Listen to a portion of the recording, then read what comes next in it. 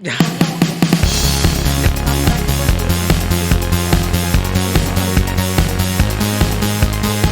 Di IC Talk. Mohon maaf Bapak Ibu.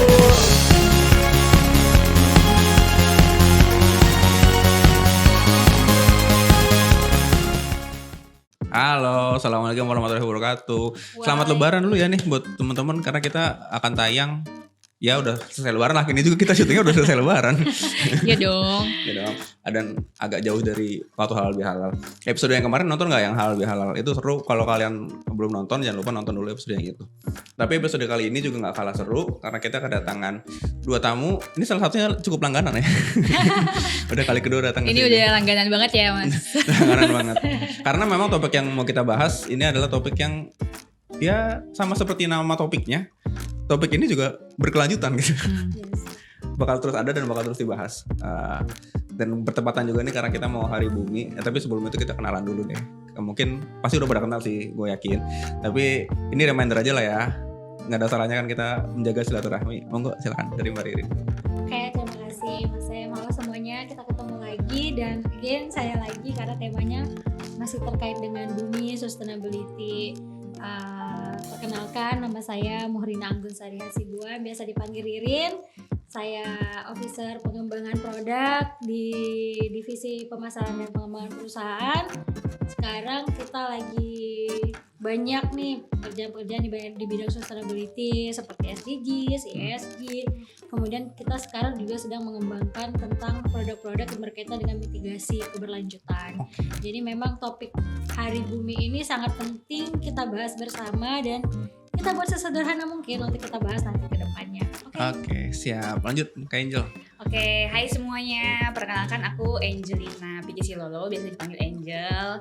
Kalau di teman-teman SI mungkin sering ketemu, sering kenal. Aku dari divisi pemasaran dan pengembangan perusahaan. Kebetulan sekarang bertugas sebagai officer marketing atau kadang corporate marketing. Jadi kalau misalnya ada DB yang aku sering tanya atau PMU itu karena tugas aku sebagai corporate marketing ya. Maklum lah ya. Maklum lah ya. Maklum lah ya. Gitu sih kalau untuk perkenalan singkat. Oke, nah ini info sedikit buat teman-teman. Kalau ini akan tayang di ya minggu-minggu Hari Bumi lah. Hari Bumi, ya benar Hari Bumi Earth Day, International Earth Day. Itu tanggal 22 April. Ya ini mungkin nggak tayang tanggal 22 April, mungkin 2-3 hari setelahnya. Cuma gini kan kita kan makhluk bumi lah ya, kita bukan alien. Dan gue tahu kalian berdua ini adalah 2 orang yang sangat aware lah sama isu-isu yang terjadi di khususnya soal lingkungan dan keberlanjutan. Keberlanjutan ini juga kan nggak cuma soal pohon, air dan alam ya, juga soal manusia, masyarakat di dalamnya gitu. Ya, boleh dong sedikit kasih bukan personal statement ya, pandangan personal kalian sebagai ya masyarakat, sebagai juga gue boleh bilang praktisi lah ya, praktisi di bidang lingkungan, kemasyarakatan, sustainability. Kenapa sih Hari Bumi itu suatu hal yang penting buat diperingatin dan makanya apa sih buat teman-teman? Monggo, berdiri dulu boleh. Sebenarnya Hari Bumi ini momentum kita untuk mengingat bahwasanya bumi ini juga perlu untuk kita jaga. Kita berada di bumi, kita memanfaatkan sumber daya yang ada di bumi, terus kita juga melakukan pemanfaatan yang sangat luar biasa di bumi. Jadi momentum Hari Bumi ini ya sederhananya ya kita merayakan atau mengingat bahwasanya ya kita harus menjaga bumi ini. Bumi juga punya batasan-batasan tertentu untuk mencukupi kebutuhan kita. Populasi kita semakin meningkat, teknologi kita semakin meningkat, dan bumi ini yang seharusnya di posisi awalnya itu secara natural, kita terus mengolahnya, kita terus mengeksploitasi dan kita terus melakukan pembaharuan, baik inovasi-inovasi. Namun kita kadang lupa bahwasanya bumi juga memiliki batasan-batasannya. Jadi kita bisa melakukan beberapa upaya. Hari Bumi tidak hanya selebrasi ya, ini Hari Bumi seperti itu. Tapi kita juga harus mengingat bahwasanya apa sih yang bisa kita lakukan untuk bumi. Apa yang harus kita lakukan ke depannya ketika bumi yang kita tempati sekarang ini juga telah mengalami perubahan. Banyak perubahan-perubahan di dalamnya. Kemudian kita juga masih sangat membutuhkan bumi dalam hal memenuhi kebutuhan kita. tapi kita tidak lupa untuk tetap menjaga sumber daya atau menjaga daya dukungnya ini. Jadi si bumi ini juga punya batasan, itu aja yang harus kita ingat. Dia punya batasan yang harus kita jaga dan harus kita lestarikan. Tidak hanya berbicara menjaga lingkungan, bukan gitu kan, kita juga butuh pemanfaatan, tapi pemanfaatan itu yang kita kontrol. Pemanfaatan itu yang kita pikir, ya apa sih bentuk pemanfaatan yang kita lakukan yang tidak merusak bumi. Tidak merusak lebih jauh ya. Ya, kalau kayak kita perusahaan TIC, jangan kita terpatok oh kita jasa untuk melihat bagaimana eksploitasi itu ada, apa yang harus kita manfaatkan. Ya kita TIC ya harus kita pikirkan ya untuk menjaganya, apa sih produk-produk yang bisa kita lakukan untuk mengembangkan mitigasi perubahan iklim yang ada, mitigasi keberlanjutan yang ada. Jadi banyak peran-peran yang kita bisa lakukan di dalamnya. Sesederhana mungkin untuk individu masing-masing, organisasi, masyarakat, perusahaan semua juga punya andil dalam menjaga keberlangsungan bumi. Oke, nanti soal perannya kita bisa gali lebih lanjut ya. Kan ini ada hubungannya juga sama background pendidikan Mbak Ririn juga kan. Boleh Mbak Angel lanjut. Oke, thank you Kak Sam, thank you Mbak Ririn. Menurutku sih memang untuk yang disampaikan Mbak Ririn tadi udah apa ya istilahnya pandangan dari praktisi gitu, maksudnya sesuai dengan background Mbak Ririn juga. Nah, kalau aku sih mungkin simple aja ya. Kenapa kita harus merayakan bumi? Karena bumi itu rumah kita gitu. Iya, kalau kita nggak ngejaga rumah kita, ya kita nanti mau tinggal di mana gitu? Apakah kita mau tinggal di dunia seperti apa gitu? Kalau misalnya kita nggak tinggal dan kita tidak merawat bumi kita sesuai dengan mungkin ada ajaran-ajaran agama ataupun ajaran-ajaran lainnya itu ya membuat kita tuh harus menjaga bumi kita, melestarikan bumi kita, mulai dari ya kita memanfaatkan dia, tapi kita juga pun harus merawat dia gitu. Ya kita menerima dan kita juga memberi gitu ya. Iya betul, jadi memang harus kita jaga dan itu kita rayakan dengan Hari Bumi gitu sih. Jadi sebetulnya sustainability ini bukan barang baru ya, karena leluhur kita dari zaman dulu sebenarnya menjalankan sustainability ya. Kalau bilang soal ada tadi ajaran agama dan kebudayaan, itu juga diajarkan ya kayak kayak banyak kearifan lokal kita juga kan. Iya. Jadi memang bukan istilahnya kadang ada juga kutipan yang sangat menurut saya itu menarik ya. Kenapa manusia itu cenderung melindungi ketika itu telah rusak? Wow. Itu kan ada. Tapi kalau kita telusuri bahwasannya kan kita udah punya kearifan lokal yang dulu ya. Bahas agama karena ini habis lebaran. Betul. Kita kan khalifah di bumi. Mantap. Jadi Penjaga ya. Iya, sebagai khalifah di bumi kita harus menjaga. Betul. Jadi itu memang ya mau dia agama apapun itu pasti telah mengajarkan bahwa kita harus menjaga bumi. Jadi jangan kita rusak dulu nih baru jangan kita mikirnya nunggu rusak dulu ya. Rusak dulu baru kita jaga lagi gitu ya. Baru kita jaga lagi. Apa yang harus kita lakukan padahal kearifan lokal itu banyak. Di suku manapun, di agama manapun, dimanapun di seluruh Indonesia kita kaya akan kearifan lokal untuk menjaga lingkungan seperti itu. Ya, ngomongin kearifan lokal nanti kita bahas juga karena kita ada program yang ketemu sama inisiatif-inisiatif di lokal ya. ISIM ya. ISIM ya nanti boleh Kak Angel boleh cerita soal itu lebih lanjut ya. Tapi ini kita balik lagi dulu ke Mbak Ririn soal peran-peran apa sih sebenarnya. Tadi kita sempat nyinggung tuh soal peran-peran apa yang bisa diambil terutama di industri TIC ya. Untuk mitigasi risiko, perbaikan penanggulangan, atau mungkin bahkan inovasi atau improvement apa sih yang bisa dilakukan buat mencegah kerusakan yang bukan kerusakan ya, eksploitasi itulah ya, dilakukan secara tidak bertanggung jawab gitu ya. So, gimana Mbak? Iya memang sebagai perusahaan TIC mungkin versi lamanya TIC itu mikirnya ya kita mensertifikasi suatu produk atau pemanfaatan yang kita lakukan, kita mengeksploitasi apapun itu yang ada, kita melihat kepastian terhadap produk tersebut. Itu telah bergeser ke arah ya produk yang dihasilkan itu harus tetap green. Kenapa harus green? Misalnya kita mengambil suatu bahan atau hasil pemanfaatan sumber daya tertentu, itu akan berpengaruh terhadap lingkungan di sekitarnya.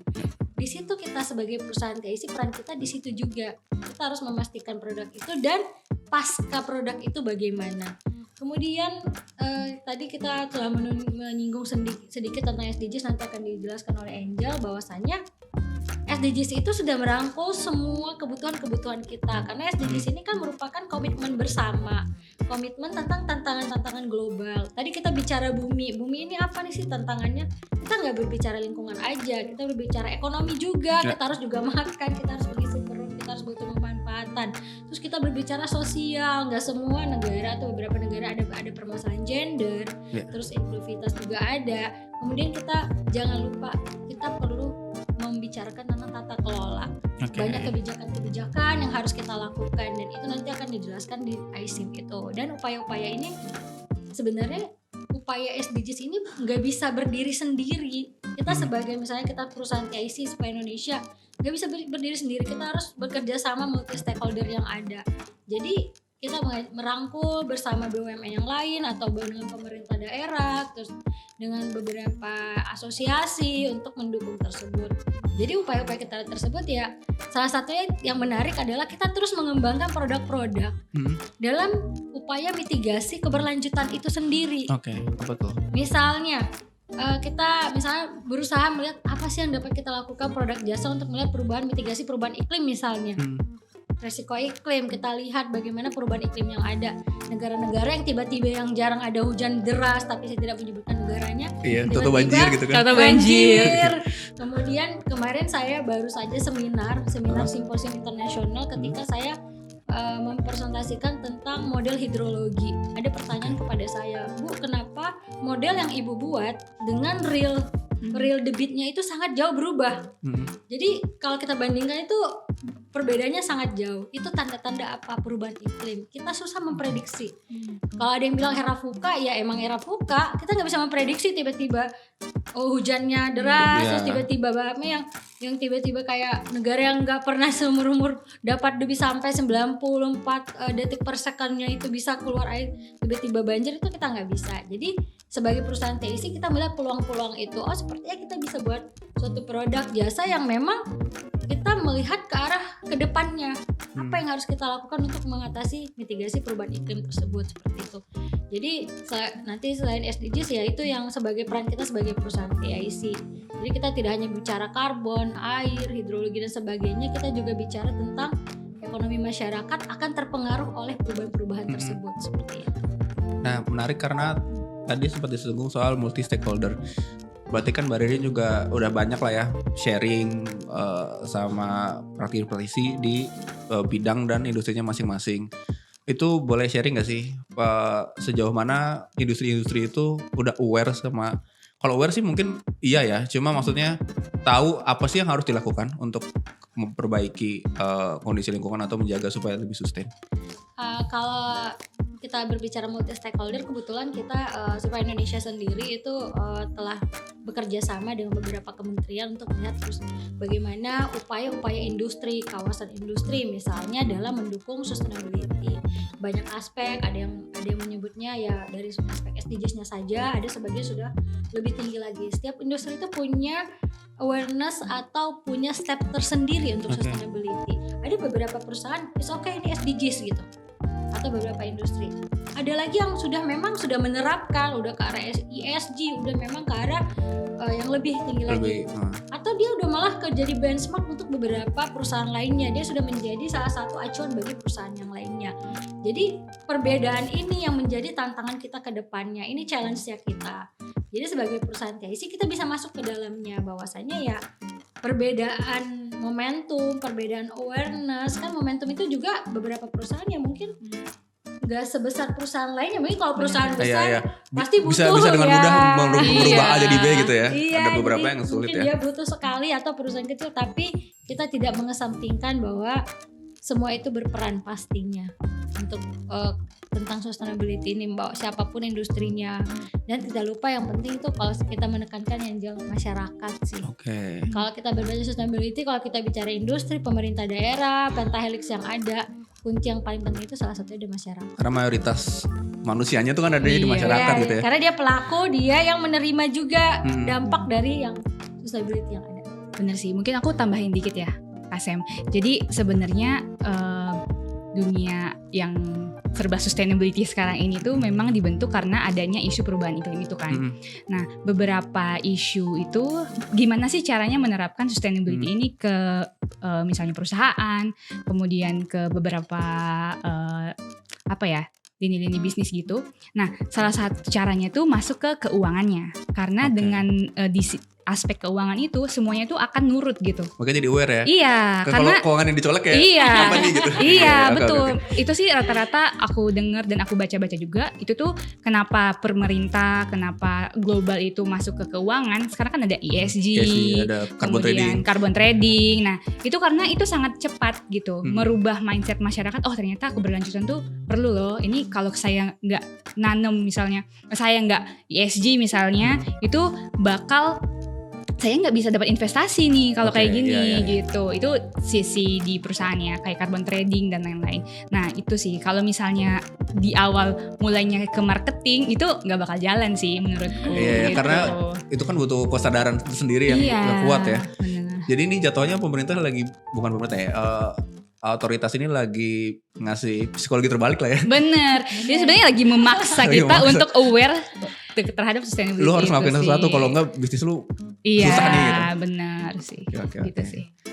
Oke, nah tadi sedikit nyinggung soal masyarakat nih dan juga pelaku bisnis, karena kan semangatnya SDGs dan ini semangatnya SDGs atau ESG ya, kan ada slogan No One Left Behind, Yes. yes ya kan? Itu secara spirit apa sih maksud dari slogan itu? Boleh saling menanggapi aja. Aku ya berarti ya. Oke, kalau dari UN sendiri, United Nations itu kan memang slogan hashtag lah misalnya kalau untuk SDGs itu No One Left Behind. Jadi sebenarnya itu memacu perkembangan berkelanjutan gitu. Jadi menciptakan 17 goals itu untuk memajukan seluruh aspek gitu. Jadi bukan hanya misalnya Indonesia sendiri yang dapat mencapai 17 Agustus kan salah gue 17 goals 17 goals. maksudnya 17 goals itu, tapi UN dan pemerintah Indonesia mengajak semua orang untuk dapat mencapai target itu gitu. Jadi seluruh dunia itu bersama-sama untuk mencapai 17 goals itu. Makanya ada standar itu gitu. Jadi no one left behind gitu. Mereka mengajak semua orang di seluruh dunia untuk bersama-sama mencapai goals itu. Itu sih kalau menurut dari aku ya dan pemahaman aku. Mungkin ada tambahan dari Mbak Ririn? Ya benar sih, memang maksudnya tetap kita harus bersama-sama, kita harus bekerja sama untuk mencapai SDGs itu. Dan memang setuju banget tuh kata Angel bahwasanya itu dari peristiwa yang ada lah sekarang. Jadi tantangan-tantangan yang kita hadapi ya kita jawab dari 17 goals itu. Itu 17 goals itu udah komplit Udah lah komplit istilahnya. banget komprehensif, bro, bener ya. Dan ini apa namanya, sifatnya sedikit memaksa karena tanpa kelaparan, Iya. tanpa ini udah tanpa Ya, Iya. bukan meminimalisir, mengurangi kalau gitu, MDGs dulu kan masih mengurangi, Mengurangi, ya. ya. Kalau sekarang udah tanpa dan targetnya 2030. Ya, Nanti bentar mungkin lagi setelah loh. 2030 Ada ada lagi, lagi, tuh. bukan Ada lagi, SDGs next lagi step ya. mungkin ya gitu. Oke. Tapi mau nanya deh, sebagai orang yang awam baru kenal soal 17 goals ini.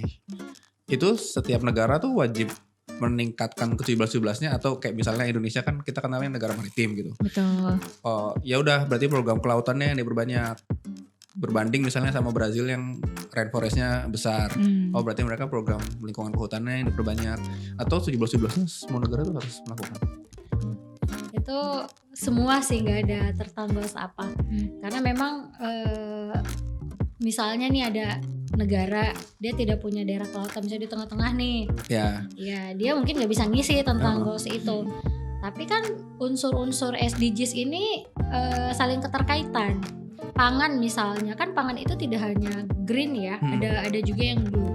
Ketika dia tidak punya laut tapi dia butuh pakan blue, Iya, blue food. misalnya- iya, Jadi benar. itu masih ada konsep di dalamnya seperti itu. Jadi memang nggak semua kayak kita kemarin yang jual ya. Kita buat indikator SDGs Iya. di kota. Kita tuh mikirnya ya kota nggak semua punya Nggak semua laut punya ya. laut. Tapi kota itu kan mengkonsumsi produk laut gitu ya. Iya, Iya. Jadi tapi mereka pas penilaian agar penilaian itu adil ya, kita kemarin ya mungkin tetap kita adakan indikator itu tapi tidak kita masukkan dalam penilaian kita.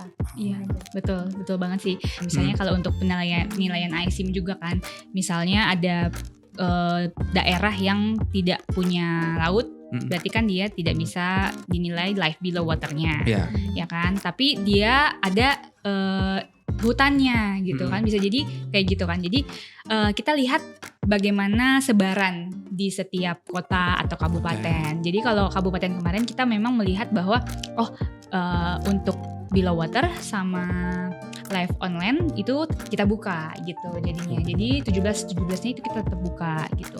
Tapi kalau pertanyaan Kasem tadi, apakah semua negara itu harus mencapai 17-17-nya itu? Ya sebenarnya kalau unsurnya di penilaian di nasional berdasarkan setiap negara ya itu harus tercapai. Karena setiap tahun kalau tidak salah ya Mbak Ririn ya, itu akan ada voluntary national review di setiap negara-negara. Nah itu akan dilaporkan ke UN. Nah makanya kan Bappenas sekarang itu berlomba-lomba untuk bagaimana sih menciptakan awareness di tingkat kabupaten, di tingkat kota agar bisa menyumbang atau mengumpulkan bisa data. Betul, mengumpulkan data dari subnasional ke nasional gitu. Jadi data yang terkumpul tuh real gitu. Bagaimana pencapaian 17 SDGs di Indonesia gitu. Nah ini kita udah mulai masuk ke ICIM nih. Oke. Kayak udah deh. udah masuk ya. Udah masuk ya, masuk ke lanjut lagi. Tapi boleh reminder dulu nggak ke audience nih. ICIM kan udah berjalan sudah 3 tahun ya. Dari launching 2021. 2022 launching. 2 tahun berarti. 2 tahun udah 2 inisiatif yang berjalan ya. For cities sama for agencies. Boleh dong di-remind dikit. ICIM tuh apa sih? ICIM itu kalau ada yang nggak tahu nih, ya. Siapa tahu kan? Iya, misalnya ya. Sebenarnya ini sebelum intermezzo nih, sebelum masuk ICIM tuh mengenalkan sustainability di internal perusahaan pun itu susah. Menurut aku ya. Karena berapa kali kita bikin sosialisasi ke cabang, ke DB, itu tuh masih belum aware gimana sih cara bisnis sustainability ini gitu. Itu masih ada yang ketuker nih. Akan ada SURE itu Sustainability Services. Sedangkan ada ICIM itu Integrated Sustainability Indonesia Movement. Ada for cities dan ada for agencies. Nah, jadi SURE ini adalah jasa kita. Jadi aku sambil jelasin SURE juga ya Kasem ya. Masuk ini. Jadi SURE itu adalah jasa yang kita jual ke klien-klien yang kita pasarkan. Nah, SURE itu banyak turunannya. Ada konsultansi ESG, ada SDGs, terus mungkin ada beberapa yang lain. Nanti bisa lihat di Instagram, cek di Instagram surveyor.id. Nah, kemudian kalau untuk ICIM itu adalah program. Jadi program yang kita bangun untuk istilahnya mendukung jasa kita, SURE. Ya sebenarnya ICIM ini kita tujukan kepada sistem cara kerjanya adalah sistem pemeringkatan kepada kota dan kabupaten di seluruh Indonesia. Nah jadi kita membuat rating lah istilahnya kalau ICIM itu. Jadi sebenarnya kalau ICIM itu jasa bukan sih? Bukan, itu program branding kita sebenarnya ke tingkat-tingkat daerah gitu. Jadi orang tuh pada aware, oh siapa sih yang bikin ICIM gitu. Biasa tuh kita bilang Kementerian Bappenas gitu. Gitu. Oh jadi kita harus mengenalkan lagi di situ gitu sih. Jadi bukan simpel ya, bahasa awamnya kayak yang dilakukan UN ke Indonesia, kita lakukan ke daerah gitu nggak sih? Betul. Ya? Menurunkan SDGs itu untuk inisiatif cities dan agencies. Gitu. Mungkin di sebelumnya juga udah dijelasin sama Kak Cynthia ya waktu itu atau Mbak Ririn, kalau kita tuh sebenarnya penilaian SDGs di tingkat nasional itu kan sudah ada sebenarnya ya di tingkat provinsi. Tapi di subnasional itu memang belum ada yang memeringkat gitu, melihat berapa sih pencapaiannya. Sebenarnya kota-kota ini kan mengumpulkan data ke provinsi ya, tapi dari provinsi ini kan kita juga sebenarnya belum tahu juga ya Mbak ya, apakah data itu memang benar atau tidak, karena mungkin tidak ada verifikasi. Nah disitulah kita peran kita. Karena kita udah verifikasi kan ya. Iya betul. Dan memang peran kita yang paling besar adalah ketika kita mengenalkan SDGs itu ke daerah. Iya. Kita meningkatkan awareness. Kadang SDGs itu apa? Itu TPB ya. Sebenarnya sama aja, itu bahasa Indonesia ya. Jadi ya karena di Bapeda itu mereka taunya misalnya TPB. Benar. Kemudian kita senangnya kita ketika masuk ke daerah itu setiap daerah punya tingkat pengetahuan yang berbeda dan kita punya pengalaman yang berbeda waktu itu. Makanya waktu itu kita strateginya adalah kita memilih daerah yang memang benar-benar yang sudah menurut kita sangat baik untuk tingkat SDGs-nya, karena bisa menjadi pembelajaran untuk daerah-daerah lainnya. Mungkin kita juga melakukan yang namanya sebagai TIC, kita juga melakukan local wisdom. Ketika ke daerah Sulawesi, saya bilang dia ke Sulawesi. Mentang-mentang gue orang Sulawesi ya. Gitu ya. Bahasa. Gitu ya. Dan saya bilang Sumatera saya, bukan karena apa? Itu bahasa yang akan kita gunakan itu berbeda. Itu local wisdom yang ada di sana. Kemudian daerah apa? Oh Cynthia, kamu ke daerah yang Jawa Barat ya misalnya. Karena dari segi bahasa kita harus penyesuaian. Terus kita harus menjelaskan ke daerah bahwa mereka punya data, Mas. Mereka punya data. Mereka kadang nggak tahu itu data itu cocoknya di mana, di dinas mana. Mereka kadang ngumpul-ngumpulin aja gitu ya. Iya, kadang mereka harus bilang nggak ada. Padahal ada. Padahal ada. Jadi situ kita perannya. Bahasa yang digunakan ketika kita ke masyarakat. Karena kita ada program yang melihat namanya program unggulan untuk capaian SDGs. Dalam artian bukan program yang memang sudah unggul, tapi itu yang diunggulkan untuk mencapai SDGs di suatu daerah.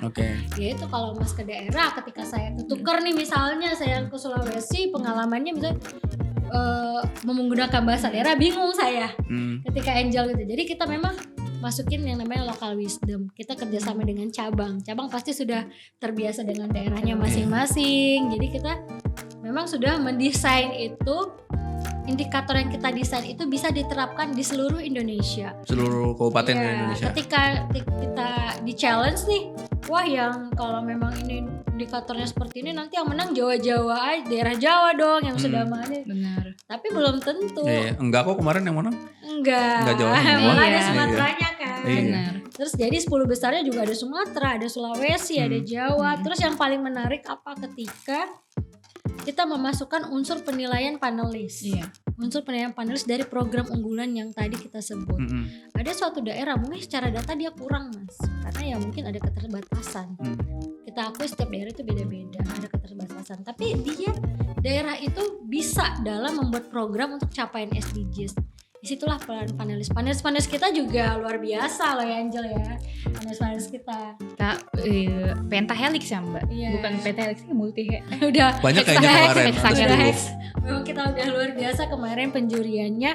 Dan kita senangnya itu dihadiri oleh kepala daerah langsung. Benar-benar. Ya ketika yang presentasi itu Bupati ya kita ngerasa ya dia memang sangat komit dengan SDGs itu gitu. Boleh di-spill dong tadi daerah yang itunya programnya menarik itu apa ya? Ya kita ada untuk semua menarik program itu menarik karena memang disesuaikan dengan daerahnya masing-masing. Permasalahan daerah beda-beda. Kita tidak bisa bilang ya program yang lingkungan banget ini paling bagus ya belum tentu Mas. Mungkin dia kabupatennya banyak kawasan industri, berarti dia harus ke kawasan industri. Mungkin ketika kita ditanya bagus adalah program yang berkelanjutan sajalah kata kunci. Program keberlanjutan itu berarti udah ada aspek sosial, ekonomi, ekologi, jadi semua udah ada gitu. Tapi kalau kita di-spill ya atau gini deh, secara personal aja, secara pendapat kalian masing-masing dari kemarin ada berapa yang final? 10 akhirnya ya? 10. Dari total berapa kabupaten? Dari total 103 kabupaten. Terus kita penilaian yang masuk penjurian itu 10. Nah dari 10 program itu yang catching your attention personally yang mana sih? Apa ya? Masing-masing aja. Bentar, aku lupa nih. Sebenarnya banyak sih. Aku ada 2 mungkin ya. Yang satu tuh dari Tapanuli Selatan. Kemudian yang satu tuh dari Goa. Apa jadi kalau dari Tapanuli Selatan itu dia mengangkat tema apa Mbak? Temanya itu jadi dia tentang pelestarian lingkungan. Dia satu-satunya program yang membahas tentang keanekaragaman hayati. Ya betul. Jadi dia menggunakan masyarakat adatnya untuk menjaga lingkungan gitu. Jadi di sana kan ada hukum adat gitu kan Mas. Jadi hukum adat itu mereka terapkan untuk menjaga lingkungannya dan menjaga apa nama hewannya? Pongo. Orang utan Mas. Iya, orang utan. Jadi mereka tuh bisa bicara sama orang utan gitu ya Mbak ya, dan mereka bahasanya gitu. Tetap dengan tetap mempertahankan nilai ekonomi juga. Jadi ada tuh pelestarian tapi dia juga jadi wisata. Wisata. Seperti itu. Tapi karena ada hukum adat jadi nggak bisa sembarangan tuh ya. Iya. Keren. Iya. Jadi seimbang ya antara. Betul sih. Terus yang kedua mungkin salah satunya yang lain juga banyak ya. Cuman aku melihat di Goa ini memang dia di daerah timur. Di daerah timur di Sulawesi. Nah, dia itu di Sulawesi Selatan, dia membuat suatu perkampungan yang bisa meningkatkan ekonomi masyarakatnya gitu. Jadi kampung wisata namanya. Jadi kampung wisata itu bahan-bahan restonya dan lain itu dari masyarakat sekitar. Dan yang buka di dalam kampung wisata itu juga mereka juga gitu. Jadi UMKM seluruhan. Tapi memang daerah orang situ gitu ya? Iya, memang jadi bukan milik pemerintah sih. Jadi memang kampung mereka gitu dijadiin kampung wisata. Jadi bisa nginep, bisa resto-resto gitu. Tapi kemudian itu dirangkul sama pemerintah buat jadikan program. Iya, benar. Jadi sekarang udah banyak kampung wisata yang berdiri di Goa itu gitu. Kalau dari Kak Angel tadi ada Goa dan Tapanuli Selatan.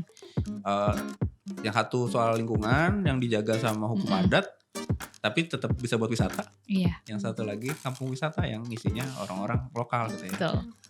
Kalau dari Mbak Ririn apa nih? Kalau saya sih agak serem ya karena saya moderator kemarin. Iya. Saya moderator yang harus netral dengan semua. Ya kan sudah selesai tapi. Udah selesai, oke. Saya setuju dengan Angel. Memang Tapanuli Selatan itu kemarin programnya sangat bagus. Dan satu-satunya program yang membuat juri itu rebutan untuk nanya. Oh gitu. Jadi iya sih karena menarik banget sih. Menarik. Dan satu-satunya bupati yang ngomongin karbon. Dan itu saya sampai tatap-tatapan sama juri kiri kanan. Bahas karbon. Dari orang hutan ke pengelolaan air. Dan mereka melakukan yang menarik yang itu yang dia melakukan tumpang sari. Oh iya benar. Ya kan? Tumpang sari. Sawit. Jadi sawit ini kan musuh banget buat lingkungan. Iya. Tapi kan kata bupatinya ya kita memang dari dulu udah sawit dan memang gak mungkin kita bilang masyarakat tebang sawit gitu. Jadi mereka melakukan penelitian apa dengan universitas-universitas apa sih yang bisa ditumpang sarikan. Ternyata kearifan lokalnya ada. Iya. Orang dulu tuh udah biasa untuk menanam jenis pohonnya itu yang memang yang bisa untuk mempertahankan sirkulasi air yang ada. Jadi air di sekitar itu tidak diserap secara habis. Terus si Pongo itu yang awalnya sangat menjauh, udah mulai agak rimbun, sebenarnya udah mulai ini dan yang kita menariknya ketika bupatinya membahas karbon. Ya itu hubungannya apa? Karena gini, Pongo dan karbon ya. Pongo pygmaeus itu adalah salah satu spesies orang hutan yang sangat susah dalam arti dia itu akan mau masuk di desa memang yang sudah rimbun. Oh dia sangat sensitif lah ya. Sensitif sekali. Jadi faktor lahan atau daerah atau hutan itu bagus atau tidak, ketika si Pongo itu nggak mau ke sana berarti ada sesuatu yang salah di situ. Tapi mulai dengan itu saya cerita nih sama masyarakat adatnya, ketua adatnya. Waktu itu saya tanya, Pak, Pongonya mau main ke sini? Dulu itu Pongo itu dia cuma jangankan daerah sini, dia pasti di tengah terus kalau kan ada bukit-bukit di sana. Semenjak ada yang sedikit-sedikit rimbun, mulai ada rimbun, terus air ya, faktor air juga penting. Ya. Ternyata si Pongo ini tetap mau akhirnya mulai menunjukkan tidak ini, kemudian si Tapanuli Selatan ini sudah bekerja sama dengan internasional dan tidak mengesampingkan ekonomi, tidak terlalu harus menjaga lingkungan. Nggak tertutup banget gitu ya. Benar. Tapi memang yang saya menarik kalau ditanya kenapa karbon ya karena dia ngomong waktu itu pohon yang kita jaga itu menyerap karbon. Ketika daerah perkotaan menghasilkan emisi kami menyerap karbonnya katanya. Langsung juri-juri statement dan sangat menarik dan saya sampai di WA-nya bunyi terus. Mbak nanya bisnis saya yang nanya ya. Ini sebenarnya yang nanya ya. Padahal pertanyaannya cuma 3 ya. Dan kita ada jatah 3 sampai ada motong. Salah satu juri kalau ada rekaman langsung iya saya sekali aja. Penasaran banget gitu kayaknya. Jadi memang menarik. Tapi terlepas dari itu saya rasa semuanya sangat menarik. Karena semuanya kita kunjungin. Betul. Itu catatannya. Semuanya kita kunjungin. 10-10-nya kita kunjungin 10-10-nya. Malah kita kunjungin berapa kan? 12 ya? 12 kita kunjungin. Tapi kita ambil yang memang nilainya tertinggi yang 10 itu.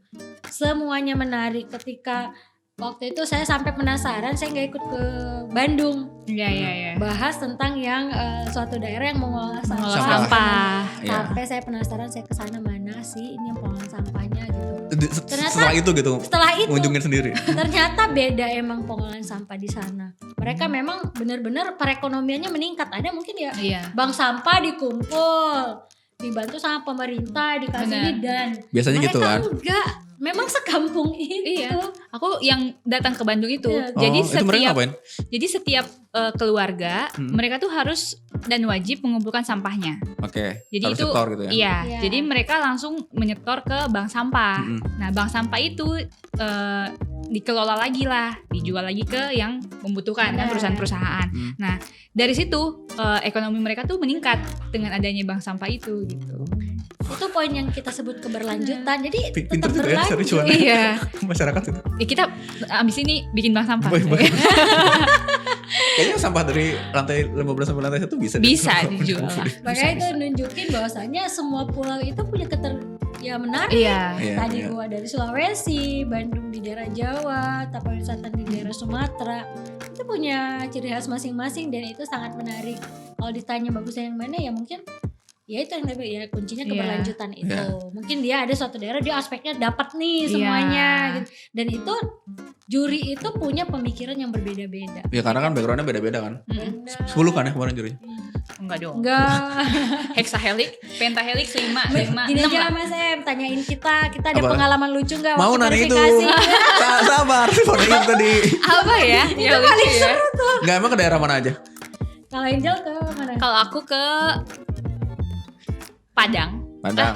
Bukan Darmasraya. Darmasraya. Itu paling Darmasraya itu aku ingetnya itu Padang, tapi ternyata Darmasraya itu bukan Padang ya. Medan.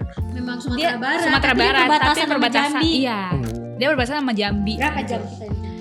Itu bener-bener nggak paham lagi. Pokoknya kita itu kayaknya 10 sampai 12 jam jalan darat Dari dari Padang. Padang. dari Padang. Dari 12 jam. Dari Padang bener-bener Nggak kering karena itu? ada perbaikan jalan gitu. Ya, sistem buka tutup gitu. Buka tutup. Tapi normalnya juga gak secepat itu kan berarti. Iya Enggak ya, sih. Kalau itu 12 6 jam. sampai 7 jam lah.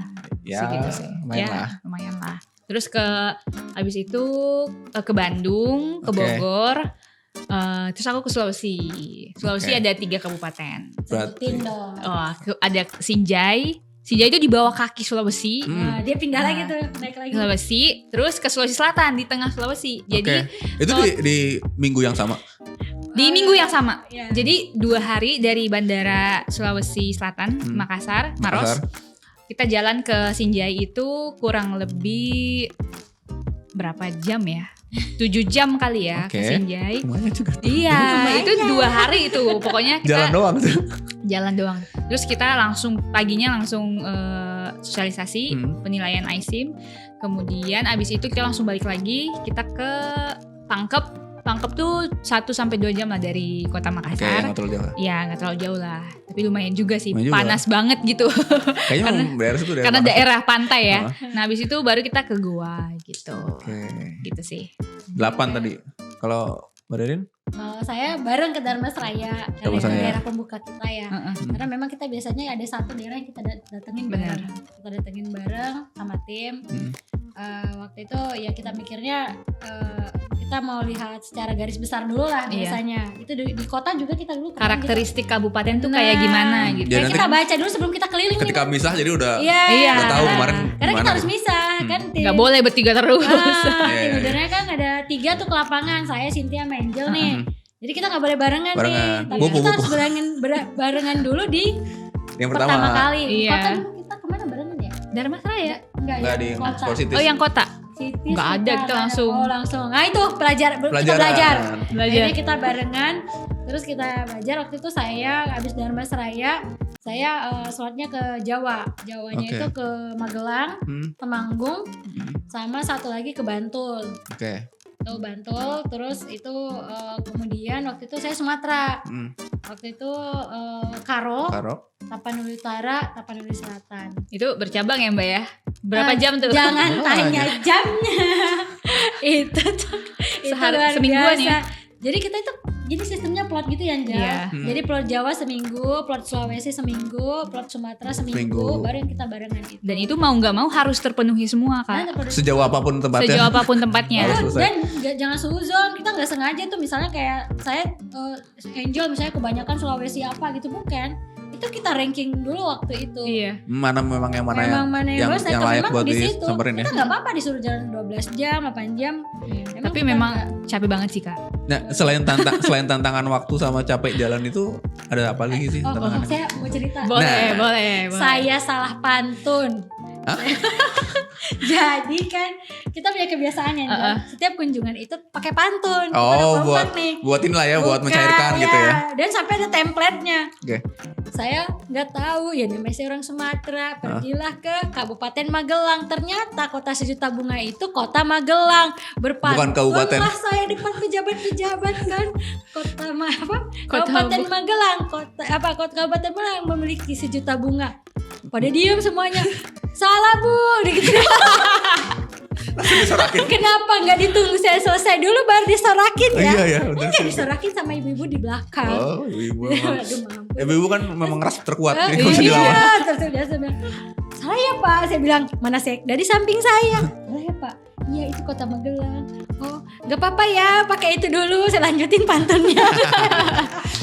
itu paling memalukan sih. Tapi kan tetap jadi cair Iya. suasananya. Iya, jadi cair. Terus saya pengalaman satu lagi ya, mungkin ya, ini pengalaman dari Siti sama ini, kita kayak curahan hati sih, mungkin Angel ngerasakan. Iya. Apa tuh? Ketika kita ke daerah, Hah? kita terlihat sangat muda Karena dari segi umur, dan kita memang penampilannya awet muda. betul. Hmm. Hmm. Masuklah ke orang pejabat, pasti yang dilihat pertama, kenapa yang datangnya muda-muda. Oh, selalu ada prejudice gitu ya. Jadi Iya. underestimate. Iya. Nah, Anak itu, mana nih gitu. Iyalah, ini bocah datang di Tahu- sampingnya bupati gitu Tahu kan. apa nih dia gitu. Iya. Belum tahu aja. Tapi itu challenge-nya kita. Hmm. Dan kita ternyata bisa ya Angel. Kita bisa menghadapi itu dengan apa? Kita menunjukkan bahwa kita berwawasan. Oh, Kita menunjukkan kita datang ke sana untuk memang benar-benar berkolaborasi, bukan menggurui. Dan kita di sana untuk bekerja sama. Dan kita memang ya, kita kadang baru masuk ya kita jadi bahan candaan Angel ya. Iya. Ya maaf ya, kita perempuan semua karena kita gender gitu misalnya. Atau memang itu tantangan, dan itu akhirnya jadi sesuatu yang memang daerah itu juga lebih cair. oke. Menurut kita gitu ya Angel. Ketika yang datang itu kita, daerah itu malah lebih terbuka. Ya mungkin agak strict juga kalau ketika misalnya yang datang pejabat Iya. juga gitu. Iya. Masih agak Mungkin karena nggak tertutup juga. mungkin karena kita bawaannya friendly gitu kali ya. Iya, serius. Jadi nggak menuntut mereka salah, kamu salah datanya gini-gini, enggak. Nah, malah kita bilang ada kali Pak. Iya, gitu. jadi gitu. Misalnya ada data yang ada perhitungannya gitu. Nah, itu kita bantuin. Betul gitu. Iya. Iya. Bu, coba kita misalnya dari jumlah penduduk dibagi apa gitu. Oh, gitu ya Mbak cara. Iya, coba. Akhirnya mereka gitu. Tapi mereka juga tuh maksud aku di sana pun ada tenaga ahlinya gitu kan, Mbak. Benar. Jadi memang sudah sebenarnya ada yang lengkap datanya dan ada yang memang ya belum, yang memang kita lihat belum terrekap dengan baik sih sebenarnya. Jadi kita bantu di hal itu gitu. Yang paling kita senang itu semangatnya. Semangat Semua banget ya, sih. semuanya semangat. Luar biasa Semangat semangatnya. banget. Semangat banget. Justru kita jatuhnya aduh, harusnya biasa-biasa aja gitu ya gitu. Iya.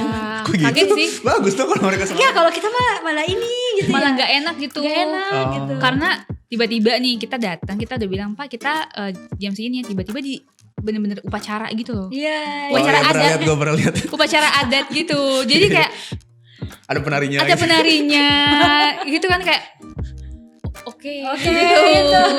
Jadi ya udah, kita berusaha menghargai mereka Iya, dan karena- memberikan ya itu tadi harus Tapi catatannya kita sebenarnya nggak mikir ke arah sana. Iya, iya. Jangan sampai ada pemikiran ya, oh mereka harus disambut Karena ya, disambut dong. gitu. Enggak. enggak. Kita nggak ada koordinasi ke sana, kita nggak mau. Tapi saya ambil sisi positifnya, mereka mau mengenalkan budaya mereka. Ya itu. Just Iya. aja. Welcome aja, Benar. welcome. Kita malah senang, Mbak ya. Kita kan juga publish ya, kita publish di Instagram kita, Iya. terus kita ketika jadi pembicara di BUMN, di kementerian misalnya, kita tunjukin ya itu bisa ini juga dong budaya mereka meningkatkan ini juga kan. Jadi mereka kita awareness bisa dan branding memasarkan mereka. pariwisatanya mereka Betul. gitu. Dari sisi itu sih, Ren.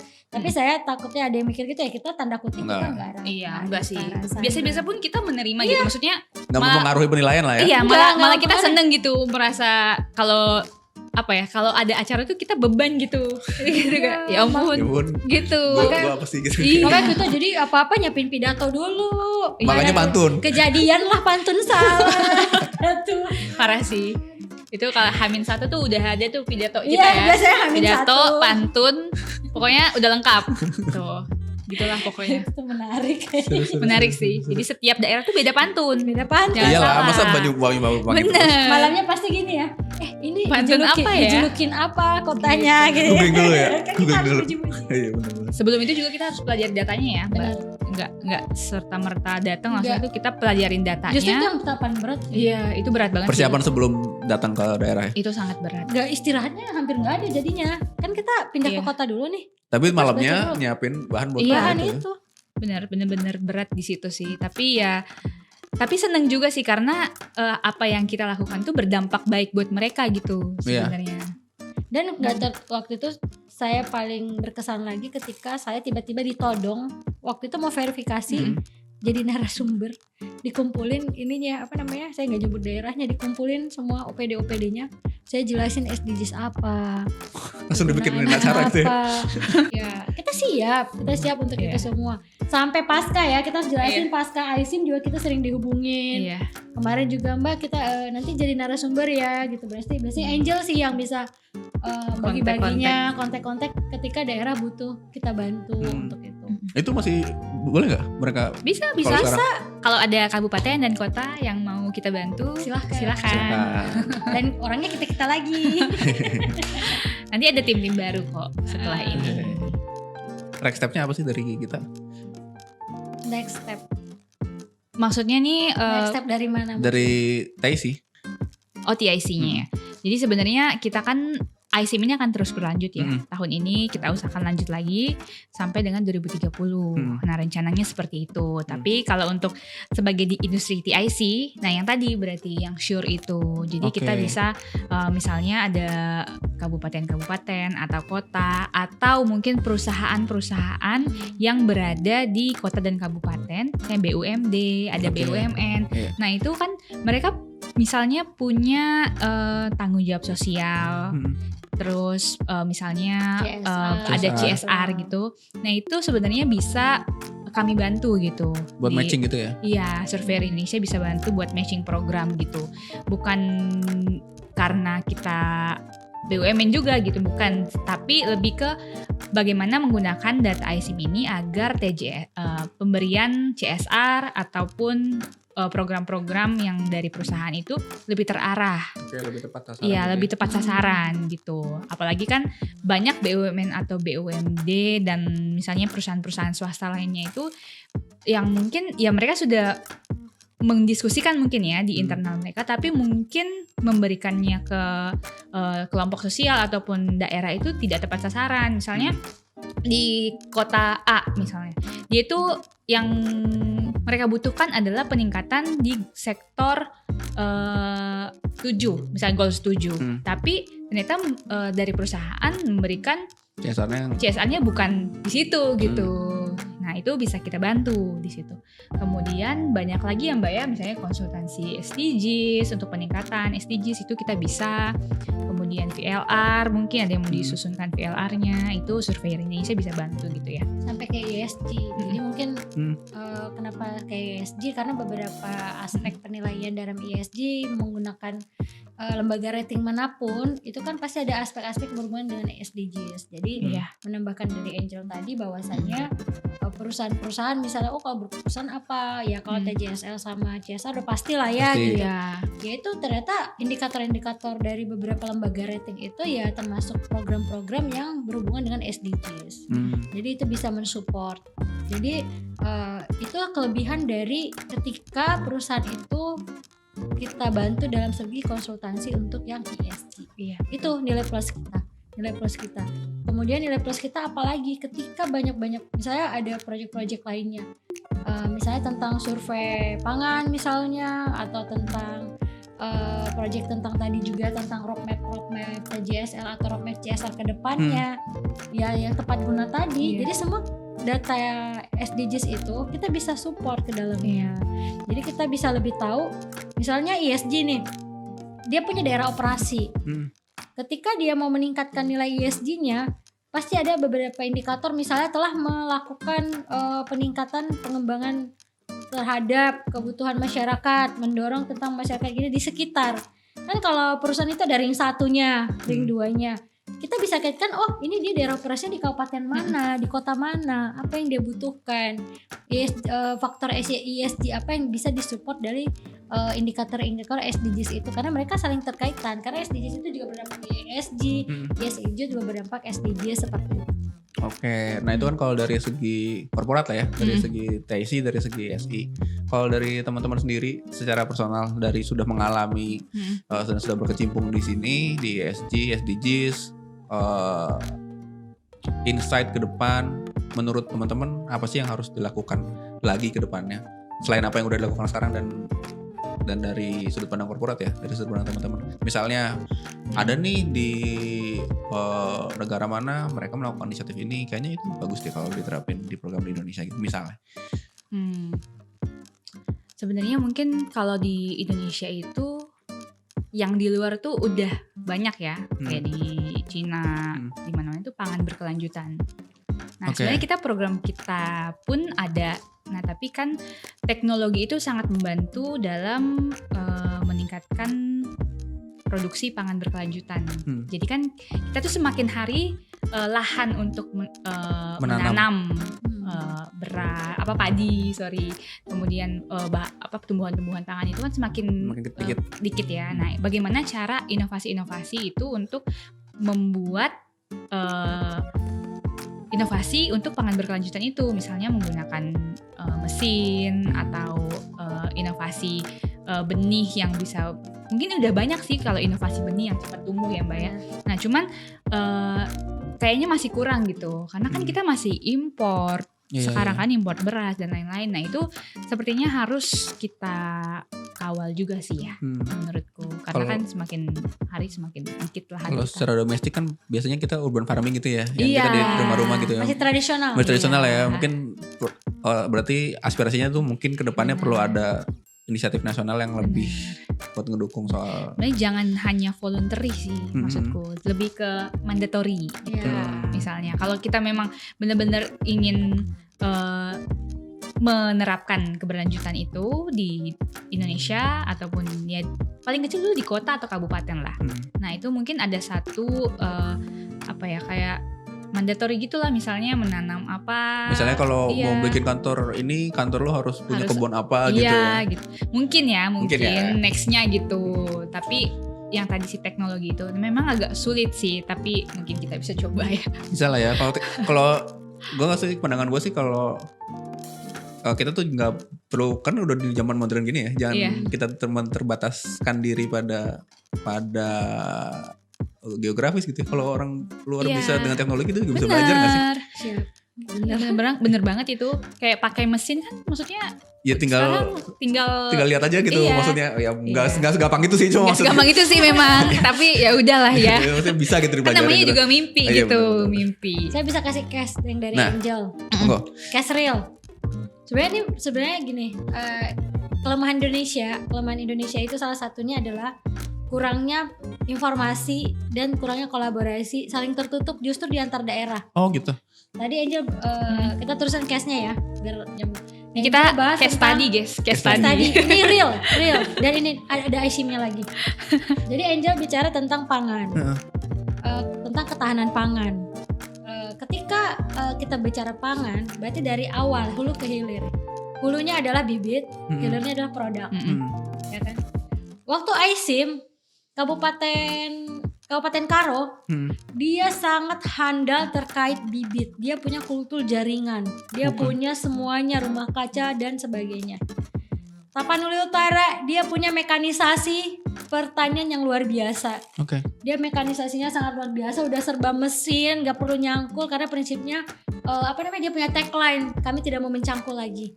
Ketika kami bisa pakai mesin. Udah pakai mesin tuh? Mesin. Petaninya? Mereka tuh nggak nyangkul, mekanisasi. Bayangin kedua ini berkolaborasi. Bakal bisa jadi apa tuh ya? Iya kan, bagus Iya. kan. Nah di situ makanya peran-perannya yang tadi Angel bilang mandatory.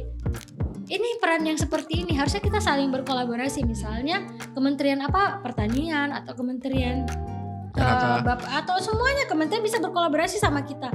Misalnya bertanya, oh iya ini kita bisa saling kolaborasikan. Bayangin aja 2 kabupaten ini sebelahan. Jaraknya cuma berapa, tapi mereka tidak saling tahu. Iya. Ini jago kontrol jaringan, ini jago. Jago. Tapsel jago jualan.